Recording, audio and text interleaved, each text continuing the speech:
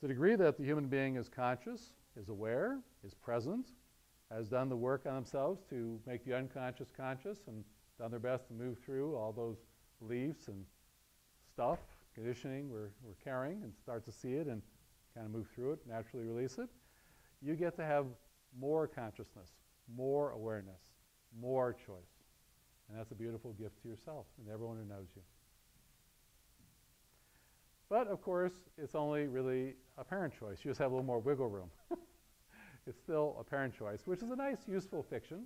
And it's a good thing to consider, having a parent choice. And what are we talking about here?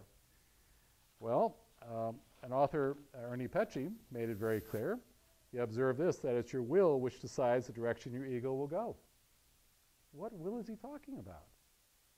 Is it our conscious ego will, deciding what the ego will do? I don't think so. So he must be talking about some other will here. What's he talking about? Well, as best as I can ascertain, he's talking about the impersonal will. You know, you heard about not taking anything personally? Not so easy to do, huh? How about taking nothing personally? So that would be the impersonal will. Some would also call this the spiritual will, or even divine will, the will of God. And when you come from that space, that's the will we're talking about. In fact, you can even do an experiment. You want to do an experiment? Notice precisely at this moment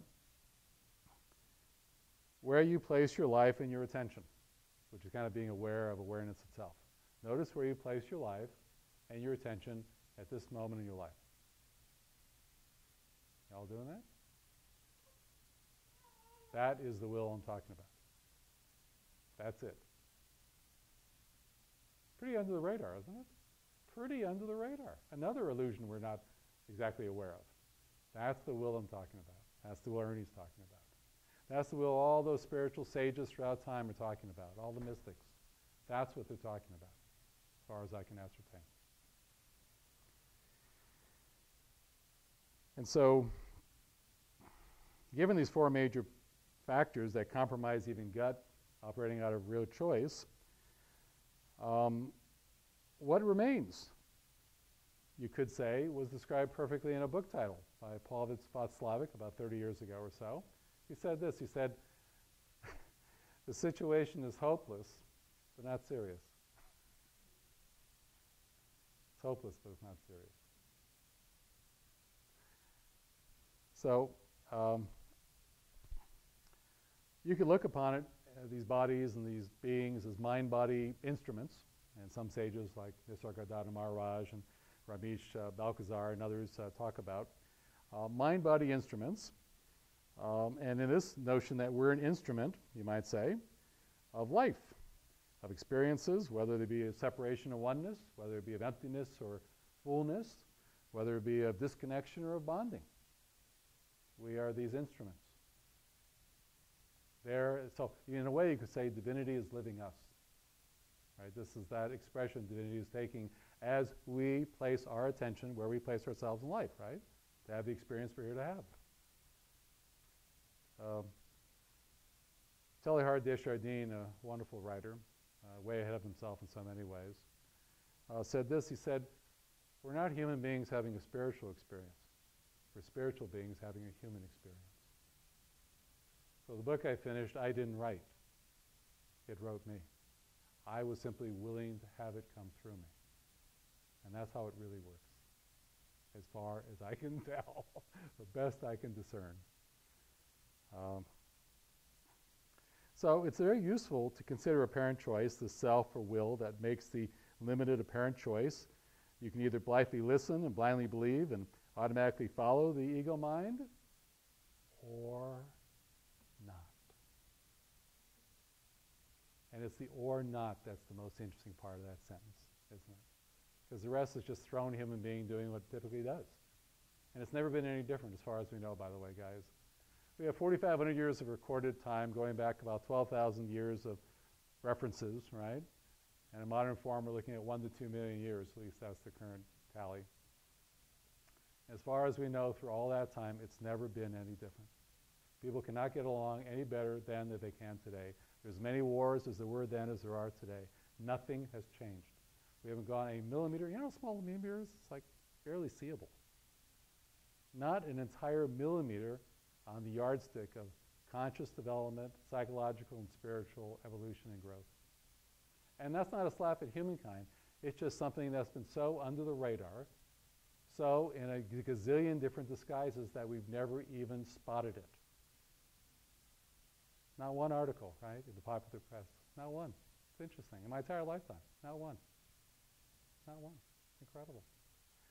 So the opportunity, you might say, in all of this is by pausing here and now in this present moment. And pausing may not sound like much, but it's really crucial, because if you don't pause, you don't get any possibility for a life, do you? Your ego will just keep running away with it, and one day you die. That'll be the whole deal. I wish I was joking. I'm not joking. I mean, that's really the deal. So pausing, stopping the world. You ever read any Carlos Castaneda? He was a sort of strange anthropologist from UCLA, wrote about a dozen books. And he had a shaman, Don Juan. At any rate, the most brilliant thing he ever said in any of his books was stopping the world. That if you can really get on somebody's wavelength and really powerfully give them an experience of a whole different way of being, you've literally stopped the world for them, stopping the world. And that's what it takes. And that's what pausing or stopping does. So you can look, so you can see for yourself, right? It sounds so incredibly simple, doesn't it? So the ego is also part of the one. It's also part of God. It's also, you might say, true nature's ally in offering the ability to experience consciousness in human form, duality of the world. Without shadow, there is no light, right? So we need the shadow to see the light. So our limited apparent choice is simply this: our life or the ego's version of our life. And the ego, it sounds like I'm making it out to be the fall guy or the bad guy or the scapegoat, but I'm really not. It serves its purpose. It mainly was that developmental stage we talked about, right? We talked about it as developmental stage when about 2.5, right?